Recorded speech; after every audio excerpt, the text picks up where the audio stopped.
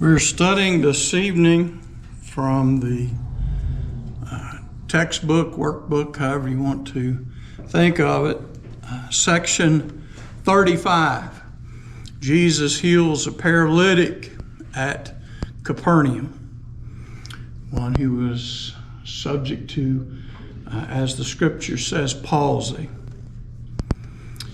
The scripture references for this particular section comes from Matthew chapter 9, verses 2 through 8, Mark chapter 2, verses 1 through 12, and Luke chapter 5, verses 17 through 26. It is those verses that we will be addressing, and the healing, as we said, of the paralytic in tonight's lesson. As we continue on this evening, it says that it came to pass on one of those days when he entered again into Capernaum after some days that he was teaching. It was noise that he was in the house, and many were gathered together so that there was no room, no, not even about the door. And he spake the word unto them. And there were Pharisees and doctors of the law sitting, who were come out of every village of Galilee and Judea and Jerusalem. And we're going to use that kind of as the introductory, and we'll look at the verses, the rest of the verses, as we go along into the lesson. As we've been discussing, as Jesus returns back to Galilee, he has about 3 trips that he takes, 3 circuits that he takes through the area of Galilee, officially and formally during his missionary work, his journey, preparation, whatever you want to refer to it as. And we know that according to what we have already said and looked at, Jesus had kind of moved his base of operation from Nazareth to Capernaum, there where there was Peter and Andrew and James and John. And it was at that place that he was returned and he was teaching. We're told that he entered again into Capernaum after, it says, some days. And he was there teaching, and it became apparent, or it was noised about or published about, that he was in the house, or that he had returned there to Capernaum. Brother McGarvey makes note of the statement after some days, implying that this wasn't just a few days, but the phrase after some days seems to be one of those terms that is used to imply that there are several days. Now, I've always had, my one, I guess, pet peeve, and I don't know whether you really should have pet peeves about the scriptures, but the scriptures are somewhat lax in their description of times and distances, and so it just says that we're dealing with a period of time after some days. After he was out preaching and teaching, we saw that he was going to other cities in previous lessons. He had to go to other cities also. He couldn't stay there in Capernaum preaching and teaching, but he had to take the message of the gospel of the kingdom of heaven into other cities. And after some days, whatever exactly that is, he returns back to the city of Capernaum. And as we look here, they were gathered together, both Jesus and his disciples.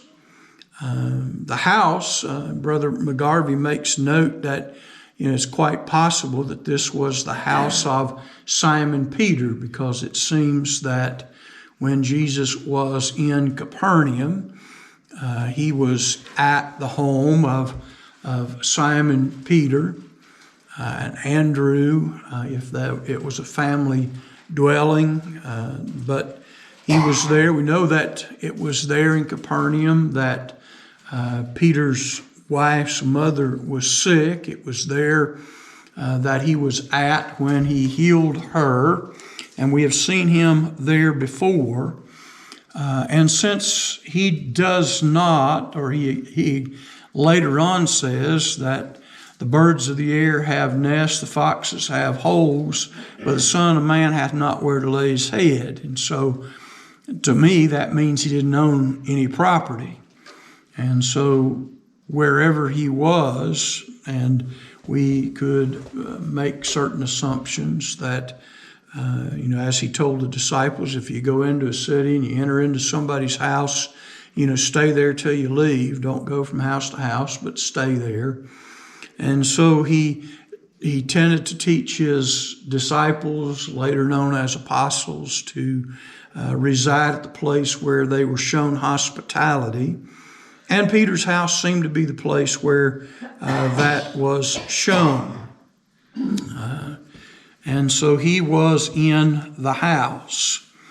And so if we're talking about Simon Peter's house, and if we're talking about the fact that people knew that that's where Peter lived, and they knew that that's where Jesus stayed when he was there with Peter, and Peter has been traveling with Jesus, and Peter is home, and there is things going on at the house, then we can see that it's easy to know that people were watching and looking for that. Now, again, we don't have absolute authority that it was Peter's house, but that would, at least in my mind and in Brother McGarvey's mind, be the place which he was.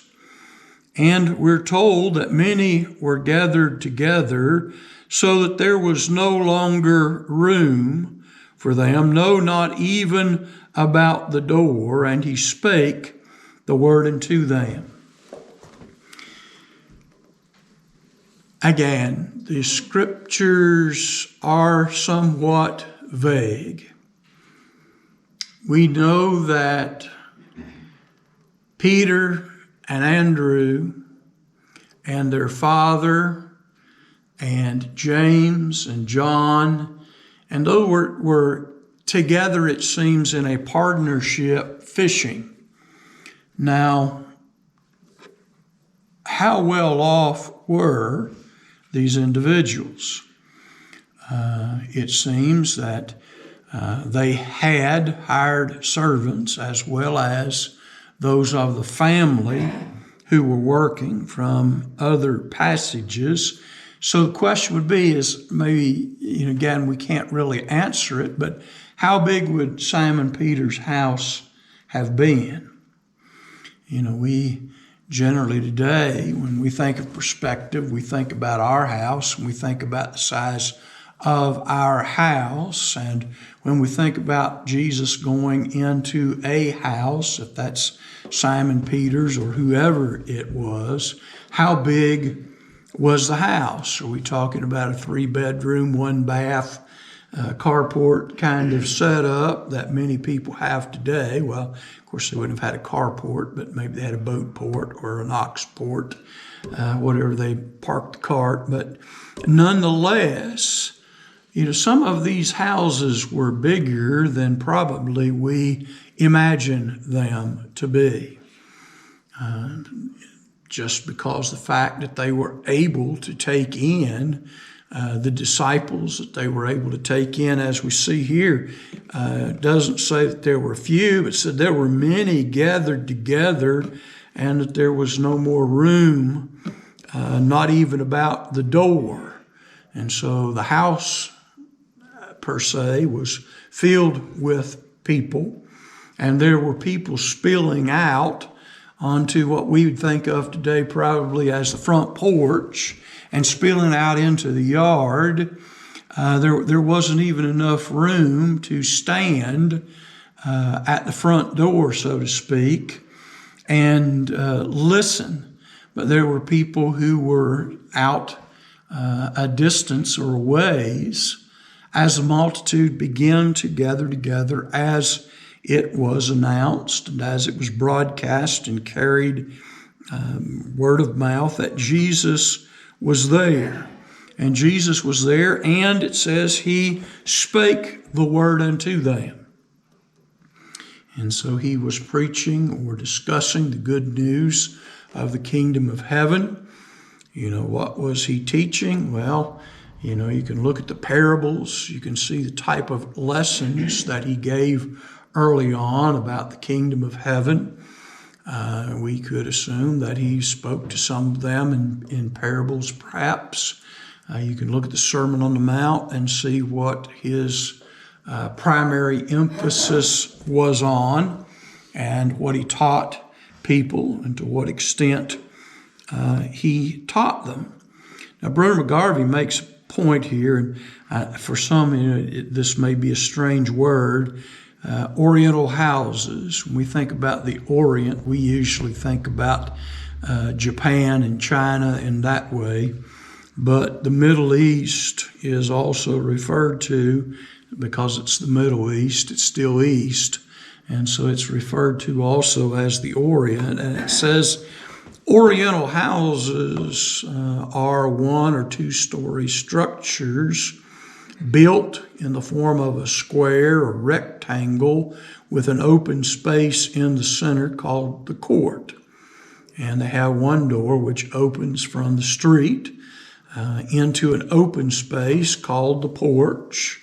And this porch in turn opens upon the court. In this porch there is usually a stairway leading up to the roof. And of course the roofs were generally flat. As I kind of think about these, the way these were constructed in a square or rectangle, the outer wall sort of was the same as we would think of as a fence. It wasn't a fence, it was a solid wall, but it created what, and I hate to use this word, but it created like a compound. You had walls all the way around the property, and there were rooms within those walls. And there was also, as it discusses here, there was an opening as you come through what we would think of today as the front gate or the front door. You would go through there, and there was access either to the roof or on in to the court and into the courtyard. There were various rooms used for different purposes, guest rooms, whatever. And again, if you're not that well off, you probably have a 1-story house with a roof that's there and built sort of in this style. You have to remember, when women were cooking, they were using open fires, and a lot of that fire probably and cooking was done in the courtyard or in the area. We think about fireplaces and chimneys and all that, but if you look at the way people cook over there in the Middle East today, which has not probably changed a whole lot since the time that Jesus was there, you see a lot of cooking on just an open fire or an open fire pit. And so if we add a few things and think about it, well, the house, for whatever reason, Jesus keeps going back there. So I'm going to make some assumptions. You can do with them what you like. But since this is a place where we're assuming Peter lived and his family, and we would assume that he had a family. We know he had his wife's mother lived there. There was his wife that lived there. Andrew perhaps lived there. and that may have been the house also in which their father lived. And if they were, which they do seem to have the ability, they were providing work for all of these individuals. Plus, they had hired servants also that were working with them in the boats.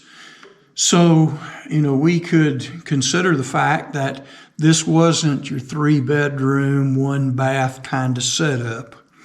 That it's likely that this was a more considerable sized building and area where, again, Jesus could be there for himself and be there also with his other disciples that he eventually will name as apostles. And so there were several people that were probably there. And so you have this courtyard, this open area, and then there's places in the house which is closed off, what we would think of as the living room and the dining room, and some of those if you want to eat inside. Sometimes you might want to eat outside, but there were the inside rooms as we think of today, living rooms, dining rooms, various aspects, bedrooms, sleeping quarters, all of that, places to store your food, on and on and on, just like houses generally are. They may not be laid out exactly, but, and so there was a sizable gathering in probably what was a sizable home. And from the description that we're going to get here, it would seem that Jesus was not in an open courtyard, but he is more in the living room, the guest room, the entertaining room of the house, whatever that may have been. And it's interesting that it records from Luke that there were Pharisees and doctors of the law sitting by, who were come out of every village of Galilee and Judea and Jerusalem. This is kind of interesting. We have this place where Jesus is staying that I believe is the home of Peter and his family. And it is known to be the place where Jesus makes his abode. And so if Jesus is anywhere around, he's going to be there. And so all of these people began to assemble, and Luke makes note that not only were they what we would think of as the normal people out of the public, people out of the synagogue, just neighbors and friends, but Luke makes special note that sitting in the house with Jesus were Pharisees and doctors of the law. And so these were very educated people, the traditionalists, the custom type people, the Pharisees, who were concerned not only with the written law, but concerned also with the customs and the traditions of the fathers. And they had an interest in the things that Jesus was saying and teaching. Sermon on the Mount, in other places tells us that Jesus spoke as one having authority, not like the scribes and the Pharisees. And so here we have people who are very educated. The Pharisees understood not only what the Bible said, the Old Testament said, but they also understood the interpretation of that is housed today in what is called the Talmud, which is a set of volumes bigger than the Encyclopedia Britannica that has various interpretations of how the law is to be applied, which is the traditions of the fathers. Again, remember the Sabbath day to keep it holy. That's the commandment. The Talmud tells what what is it exactly we're supposed to do on the Sabbath? What can't we do? What's work? What's not work? And we get into all of that.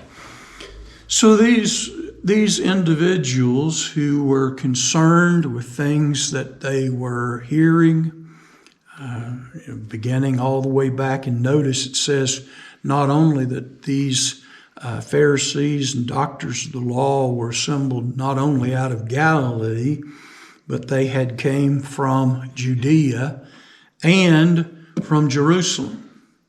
And so this takes us right back to many of those perhaps that were associated with the Sanhedrin, or perhaps they might have even been a part of the Sanhedrin. Again, these are not your average just people you're going to run into.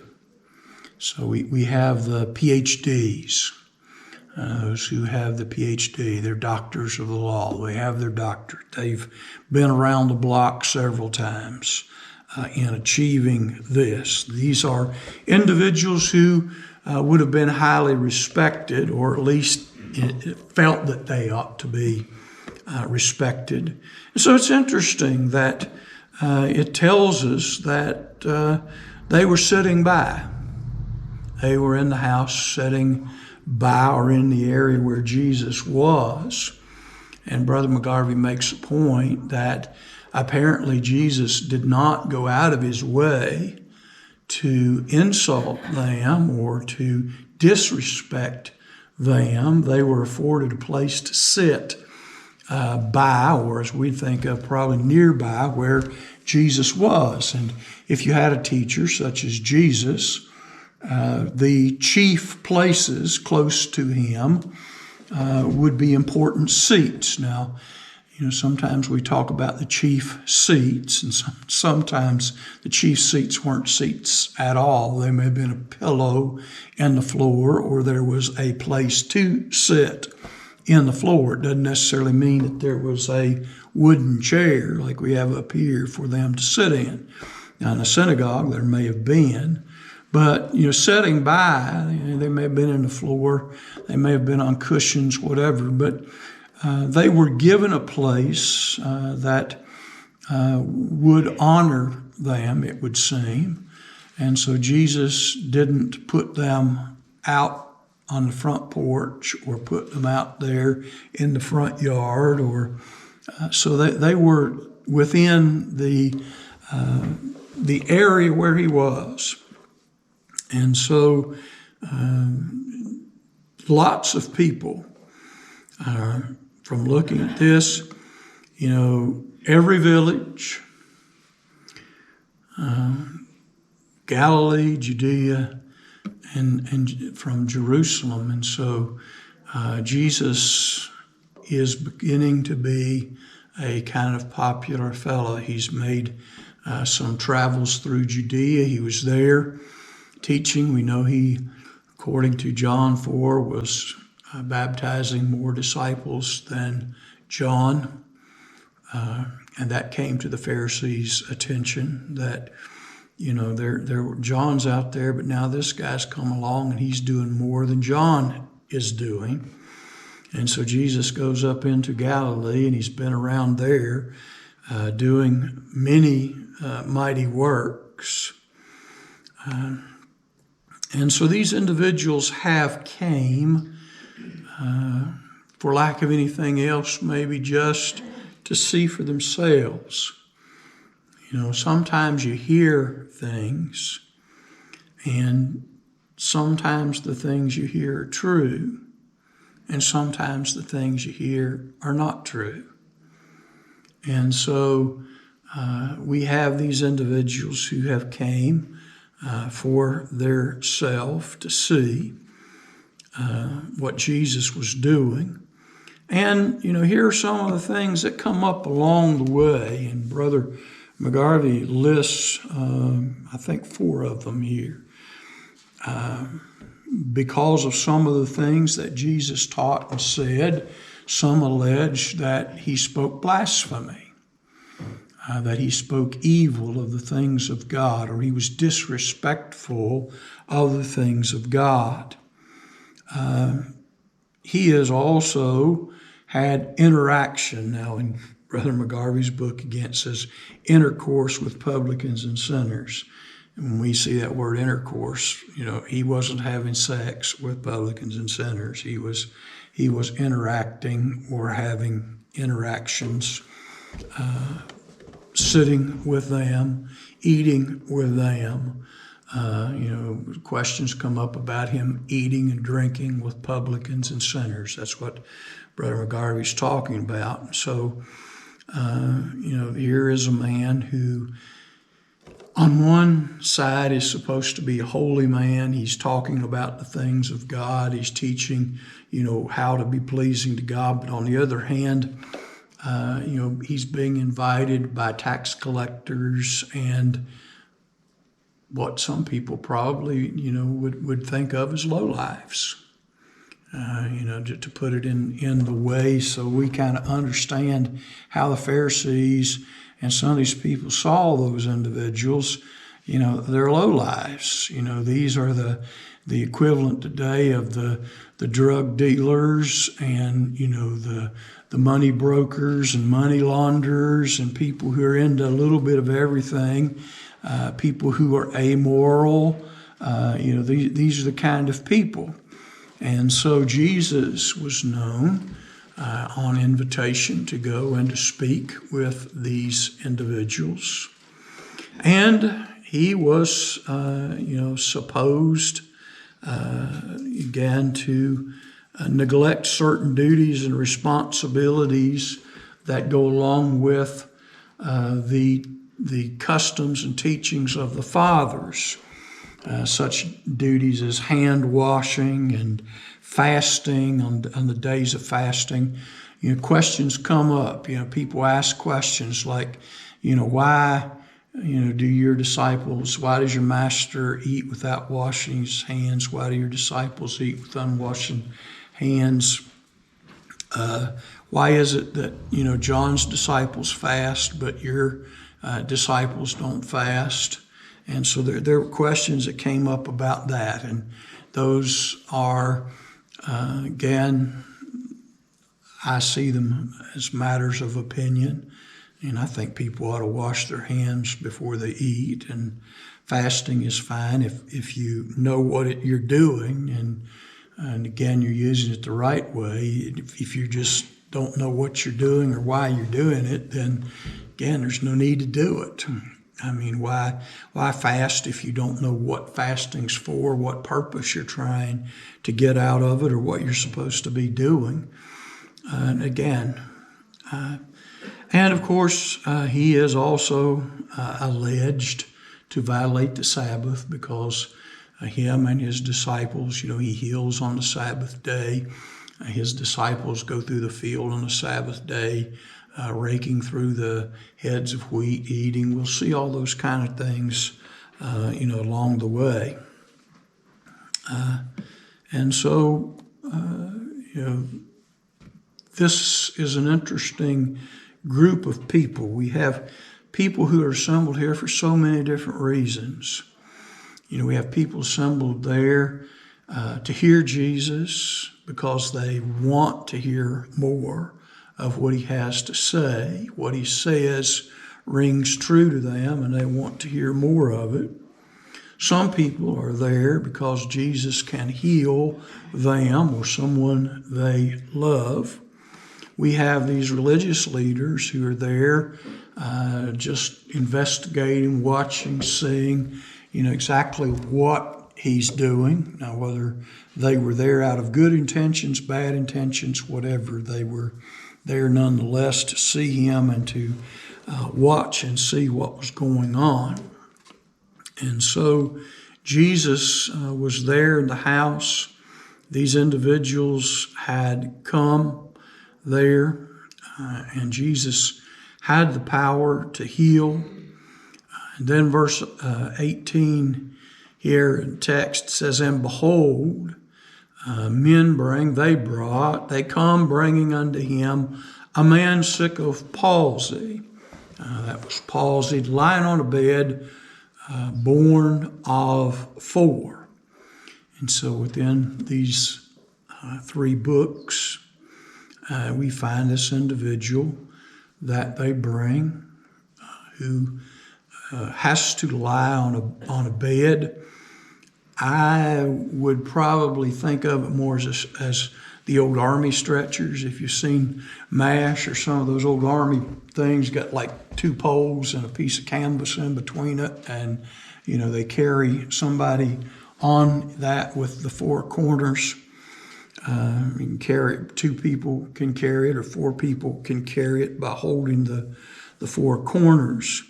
And so they bring this guy who can't come on his own, and he has what is known as palsy, and palsy is an abbreviated form of the word paralysis. And so when we're talking about palsy, we're talking about some type of paralysis. And this paralysis, of course, comes about by the failure of the nervous system to function or operate as it should to be able to control the body.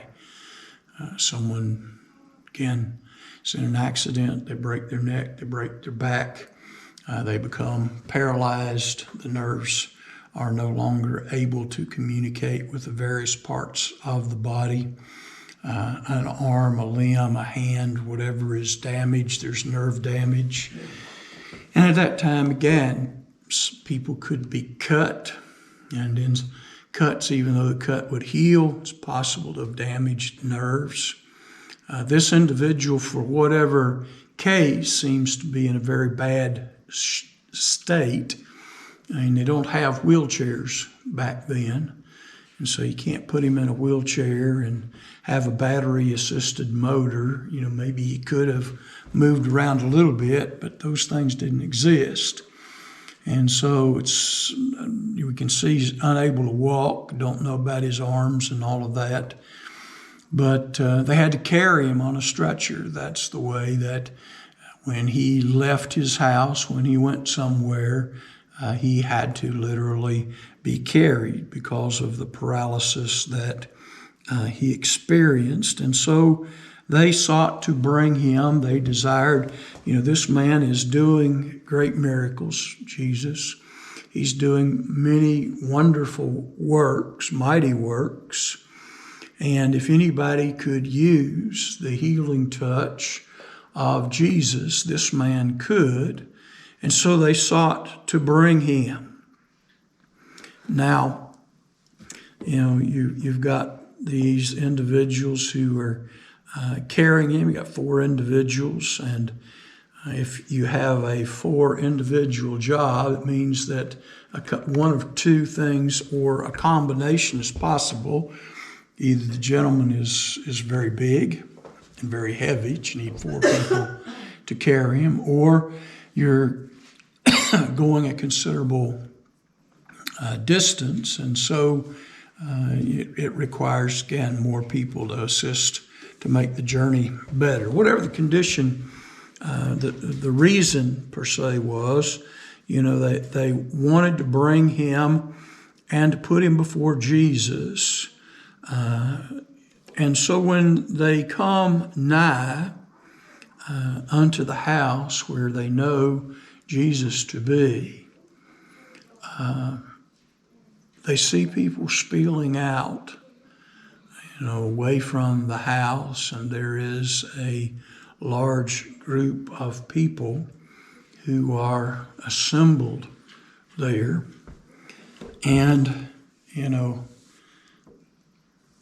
what are we going to do? Knowing what we already know and what we've already seen, sometimes it seems these people were there until late in the evening. We've talked about that before. We're not talking about 9 or 10 o'clock, but they would stay as long as they could because they were still trying to get to Jesus.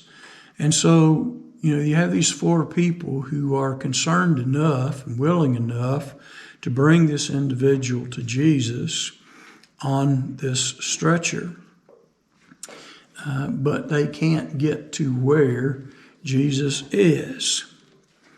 And so it's kind of interesting there in Luke's account, says they went up on the housetop. Now as we've discussed before, some of these houses, because people had guests and others who would come various times, both in Jerusalem and other places, sometimes there were steps on. But that you may know that the Son of Man hath authority on earth to forgive sin. Then said he to the sick of palsy, I say unto thee, arise, take up thy couch, and go to thy house. And immediately he rose up before them, and straightway took up the bed that whereon he lay, and went forth before them all, and departed to his house, glorifying God, insomuch that they were all amazed. But when the multitude saw it, they were afraid, and the amazement took hold on all, and they glorified God. So we're back to this interesting kind of situation. So which is easier, say your sins are forgiven thee, or take up thy bed and walk? But that you might know. Notice what Jesus says. He gives them that option, and he could have just said, well, see, I guess it would be easier to say your sins forgiven thee, but he doesn't wait for them to give him an answer. He says that you may know that the Son of Man hath power or authority on earth to forgive sins. He tells them, or tells him, to take up his bed and walk, and he does. And so, who has given such authority unto man? And of course, that would be God. Saying, we never saw it on this fashion. And they were filled with fear, saying, we have seen strange things today. And so with all that happened and all that he said, there indeed were some mighty strange things. In closing this evening, we wish to thank you again for spending your time in study with us. We hope the lesson has been uplifting and motivational. We encourage you to return again for our next lesson. Until then, may we invite you to visit our website. You will find many study opportunities. Our resource page has links to the Gospel Broadcasting Network, a 24/7 station with many great Christian programs and speakers. In Search of the Lord's Way, with Brother Phil Sanders. We have 2 links for Bibles and downloadable software. If you are looking to really expand your knowledge, perhaps you might like to try World Video Bible School, a college-level learning site free of charge. So, until next time, may God bless and keep you in His care as we walk together in His truth. And remember, as always, the churches of Christ salute you.